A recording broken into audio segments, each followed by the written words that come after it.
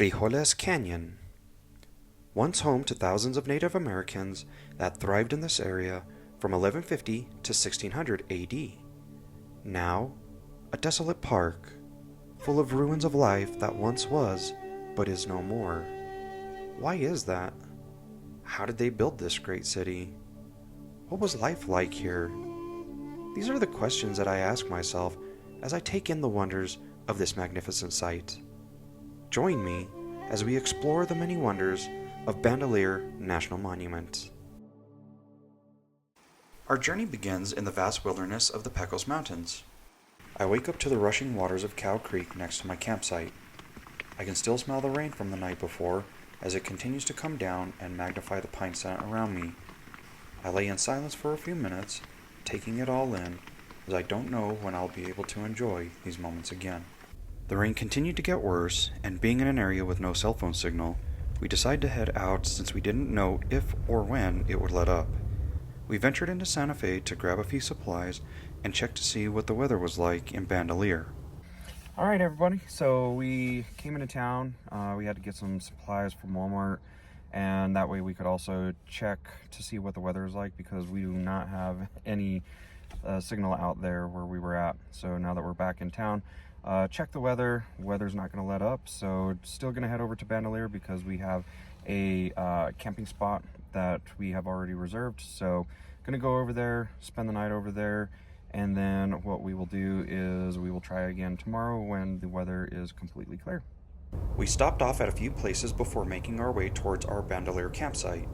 Doing this allowed for the rain to finally subside in the area to where it was nice and sunny at our campsite. Well, everybody, we had a few setbacks, but we made it here to the site, and so we are going to go ahead and just get some sleep and head out first thing in the morning, and so we will see you then.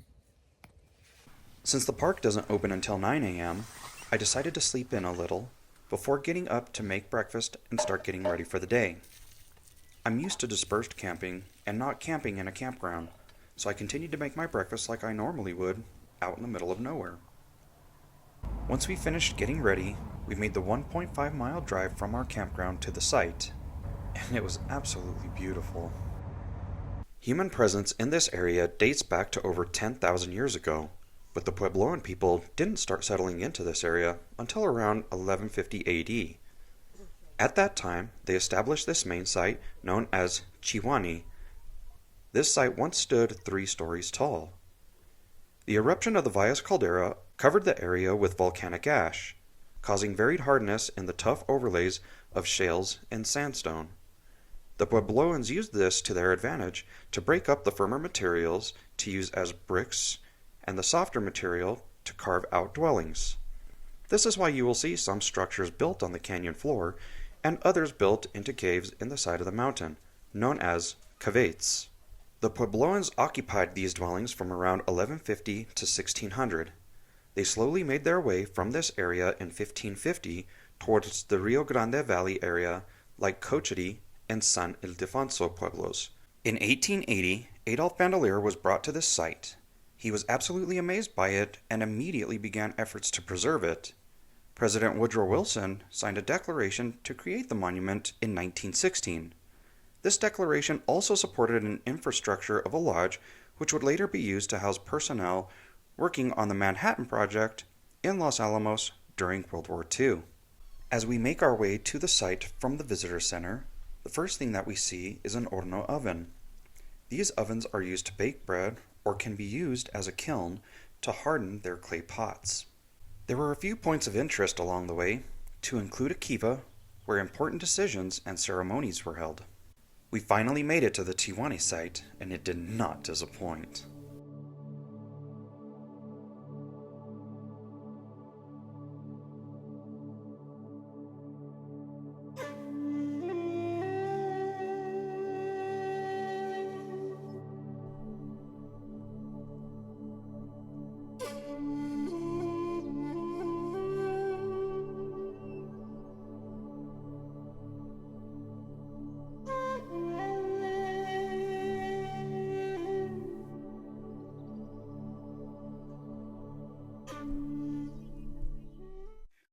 folks, we have arrived at our first site over here, and as you can see, not our typical adobe, right? So what they did is they actually took the rocks from this area and made them into bricks and laid them on top of each other and filled it in still with the adobe type style, but in this particular instance, they used rocks instead of your typical adobe. We continued our trek towards the next main site with plenty of things to see along the way.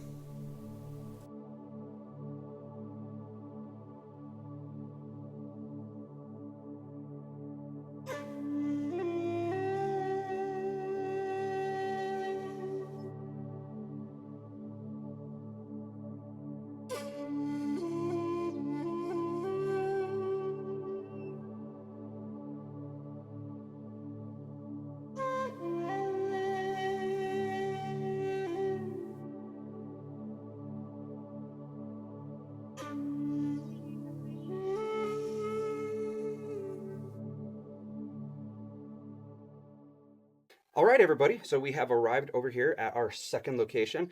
This is actually the Talus House. So this was actually built back in 1920. This is a reconstruction of what they believe to be was in this area on how it was constructed.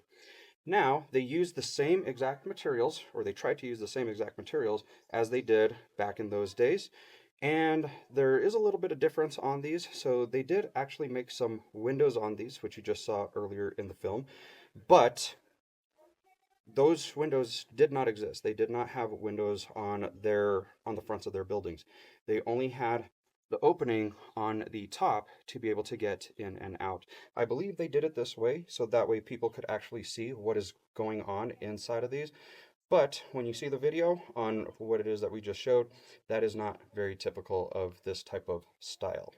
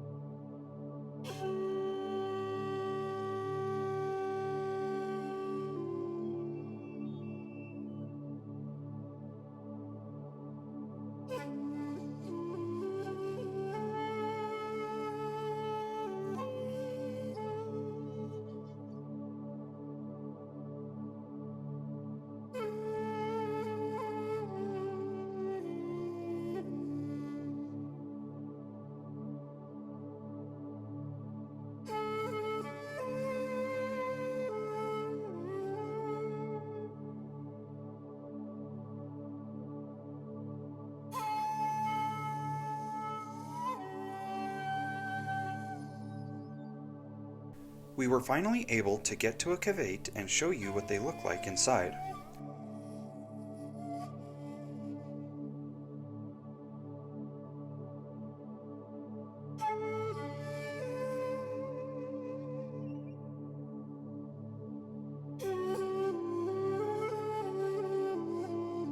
As you can see from the video, this one has multiple levels to it.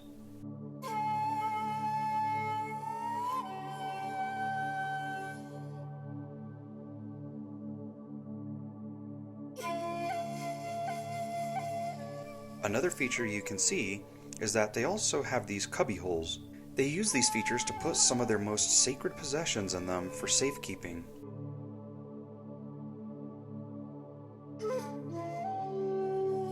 They also had some great views of the Pueblo from up here.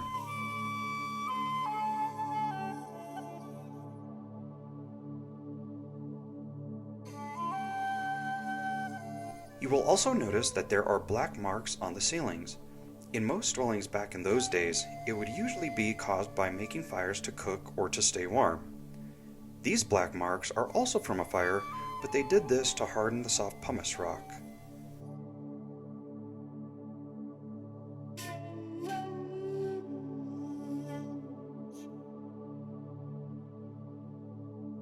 But man, what a view!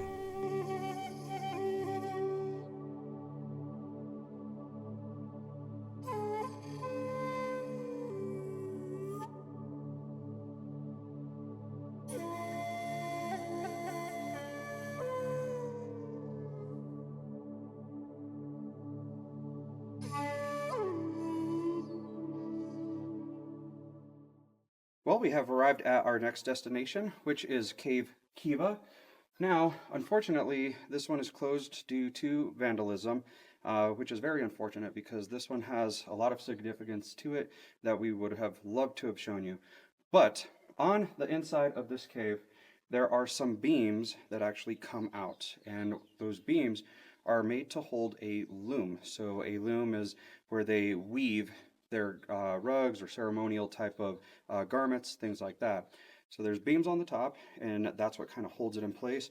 And then they have some anchors on the bottom, which kind of anchor it down. So that way when they're doing everything, they do their weave, pull the weave down to make it nice and tight, and then weave again, pull the weave down, make it nice and tight, and so on and so forth. So that's what the significance of this cave is. And like I said, unfortunately, due to vandalism, we can't go up there. But there is a possibility that this cave was also used in a ceremonial way. And so it is believed that the men would actually weave in this particular one in order to be able to make their garments for their ceremonial practices. But that is what we know from the research that we have done on this particular site. We continue trekking along the path as there is much more to see and several hidden gems in this area.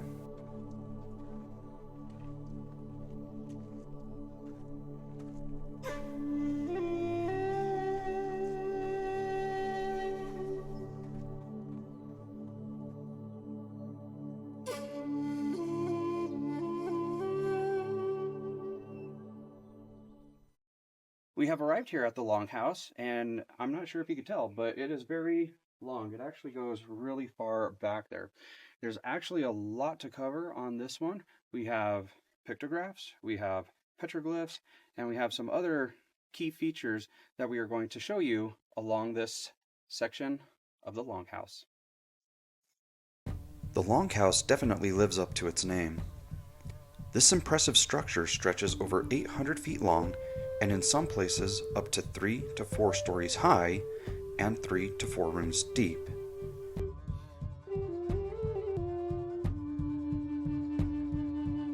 It is believed that these structures were mostly used as housing, but that some areas were also probably used as storage.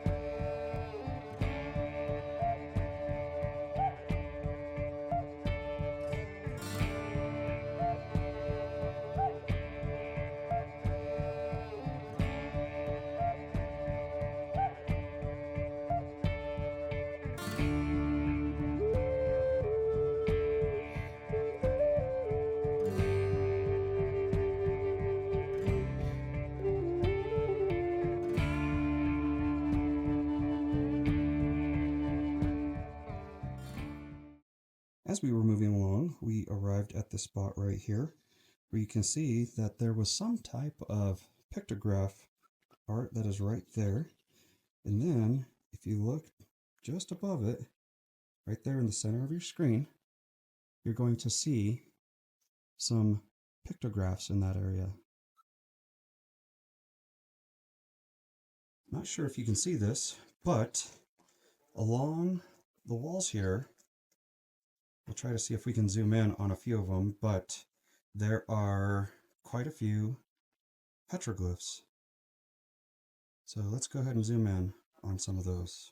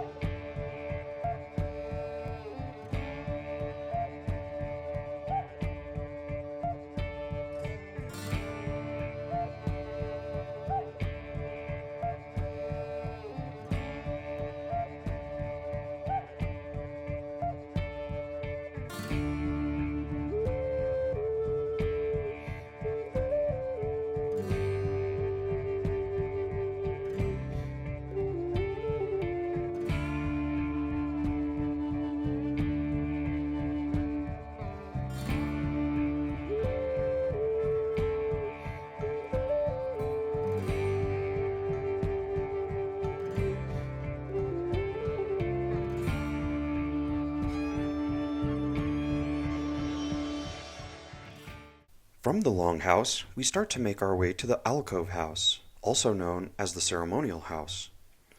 It is located about a half-mile from the Longhouse and is such a beautiful trail to get there. As I take in all the beauty that this trail has to offer, I find myself thinking about what it must have been like to walk through this area as a Native American. Was it difficult to hunt in the thick brush and trees, or did it make great camouflage for them to hide?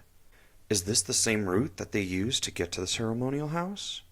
I may never know the answers to these questions, but what I do know is that it is an honor and great feeling to be able to experience something that once was.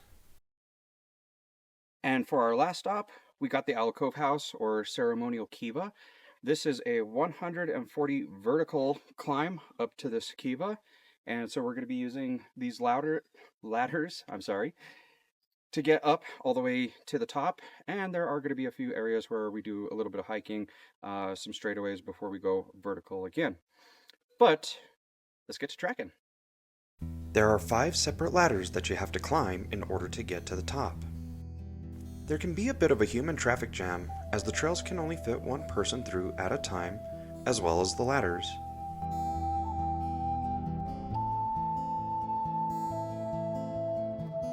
There are no safety ropes, but they do have handles and rails in the difficult areas.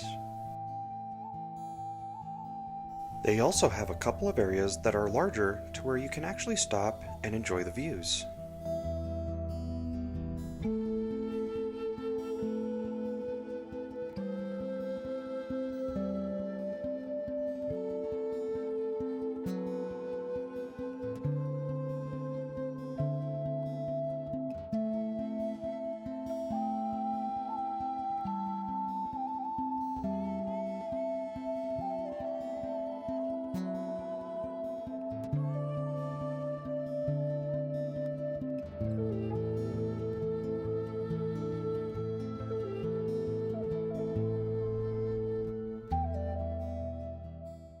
Well, we made it to the top, and I can see why they chose this area to perform certain ceremonies. You are close to the sun, moon, and stars, which are regarded highly in the Native American culture. Your most sacred Kiva is also protected from any enemies and the elements. So this really does make it a prime location for such a structure. While at this site, it gave me a chance to clear my head. I began to wonder, what things, if any, did they bring with them to this very difficult to get to site? How did they get to this site? Did they use the same route and means that I did? Or was there another way? Were these ceremonies different from the ones performed in Tyouni? I don't have the answers to these questions, but oh, the journey it will yield to find them.